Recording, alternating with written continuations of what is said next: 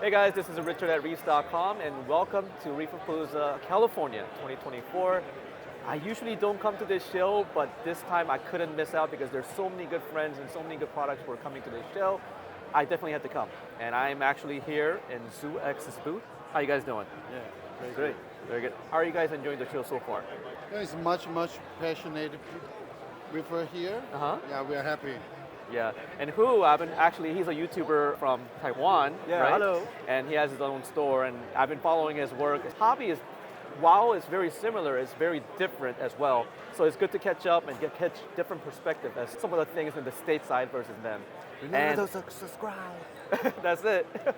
So we're actually here because something that caught my eye was their different reactor sections. Michael, can you tell us a little bit more about these reactors? Now, this reactor is actually our second generation reactor.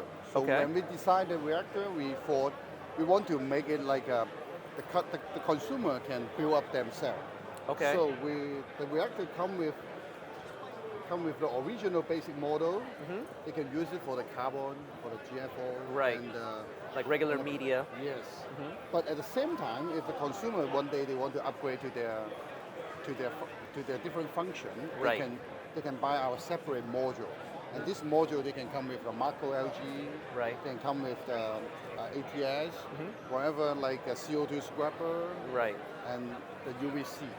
I like how modular this was. I was actually looking at your brochure earlier, and then I like the flexibility and the modular ability of these reactors because, like you said, you could use medias like carbon, GFO, even bio pellets, Yeah. and now you're telling me CO2 media, Yeah. just all-in-one media reactor for one. And if you wanted to upgrade, for example, I mean, I love algae reactors. I always ran a tank with turf scrubber in my system, and so you could run as a turf scrubber as well as a Chaeto reactor. Yes. So I like the flexibility of this. Now, something that really caught my attention is how you guys actually illuminate this reactor, right? Can you tell me about this light that's in there right now? Yes. Now this light actually we do have experience for the first generation for the LED. Yeah. So after the 4 year we got response and some comment from our customer, so we upgrade our light. Yeah. So this light come with the LED we upgrade, the spectrum is upgrade, and we put in extra magnetic temperature protector. Okay. And also come with our CNC make titanium heat coil. Okay. So that one is we help to get a better long life for the LED.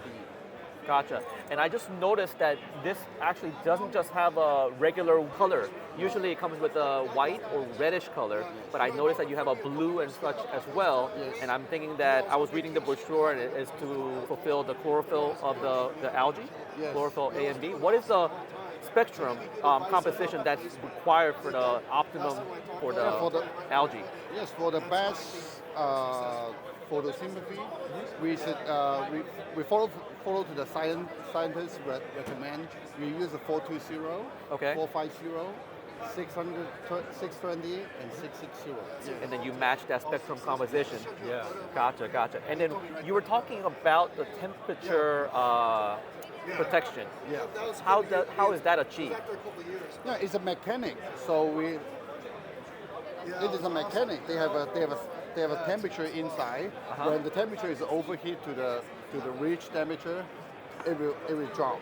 It will drop. Okay, so it will shut off automatically? Yes. And Gotcha. they will come back when the temperature is going down. Gotcha. So what's the temperature? At what temperature does it shut off automatically? 75. Oh, Celsius. Yes. Gotcha. So you were talking about this reactors and then how modular everything is, right? Does everything come together as is, or do you have to buy the parts separate? Yes, they need to buy the separate based on Their application? yes, because we will sell it in a reasonable price. Yeah. So everybody can use. Yeah. They can based on their requirement, they can buy the module they want. Because we want that this reactor they can use a long time. Yeah. So they can use. Hobbyists they will always want to try a different method. Right. So they can use with the carbon, and someday they can use for the macro algae or Right. other function they want. So we Right. provide the platform. They Yeah. can build the reactor they want. Gotcha. I mean, I was looking at this, and I think this could even be used as a kaltwasser reactor. Yes, Yeah, yes, You know? Yeah. I mean, there's so much application and utilization that you could use with this reactor is uncanny. And I was actually looking at this because this kind of, this is a turf scrubber by Yes. how this one is formed like this. And I was looking at this and how the water will evenly distribute this way. Yes, And I think that's crucial in design when it comes to any kind of algae reactor because in order for the algae to grow, the water has to pass through. Yes, yes, and So- they need to have the water and the air. Right. Yeah, like they need a combination of both water and air in Yeah. order for the algae to correctly form on these things, these netting here. And I like this design. Typically, you find these in a biopellet reactor Ah, to get the water to spread, evenly. But I like how this is designed on this application because then the water will evenly distribute onto the netting so that algae, the spores, could grab onto the netting and grow. Yeah. And Yeah. even you can use this as a biomedia reactor. Right. Yeah, so sometimes we can put media inside, and we have a Zoox media. I can surround it. I can like turn it around inside. Yeah, to Right, increase to the tumble it efficiency, inside. Yeah. Right. Okay. All right, guys. So I noticed that they have 4 different models of this unit. Are these available in the United States right now? At this moment, we cannot get it in the States, but it's coming soon, very soon. So one of the things that really caught my attention was that this reactors can be used as a UV reactor as well. And what's different, vastly different, was that instead of the traditional T5 style pin connecting like UV bulbs, these are actually using UVC LED diodes. Now, the one thing that concerned and a question that I had was that usually when you use a UV bulb on a reactor, it actually causes like craze and causes like things to brittle a little bit. Is this the same thing with the LED diodes? No, it will not happen because our LED, UVC LED is a much high efficiency compared to the typical bulb. Okay. But however, we put it in the reactor. Yeah. UVC is the wavelength is the wavelength or penetration of UVC is a weak. Okay. So if the UVC push really close to the acrylic, they will cause crazing to Right. the acrylic. Right. But putting in our reactor, we have a lot of space. So the virus and the bacteria they go through, they can kill the virus, but the penetration of a UVC they cannot go to the acrylic. Gotcha. So because of the penetration of the UVC isn't great, when you put it in the center, there's enough space, Yes, so it won't yes. cause any damage to the overall structure. Got it.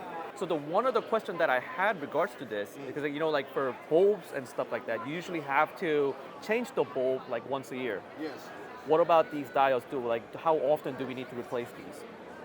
This LED UVC, our regularly suggestion is 20,000 hours. 20,000 hours. For at least 80% its lifetime. Gotcha. Well, all right, guys. Well, thank you so much for spending your time with me and explaining about your amazing products. I can't wait until these come to the stateside for us to check out and play with them and utilize them in our personal aquariums. Well, thank you so much once again, Hu and Michael, for having us. And you guys have a great day. Thank you. Thank you. Bye-bye.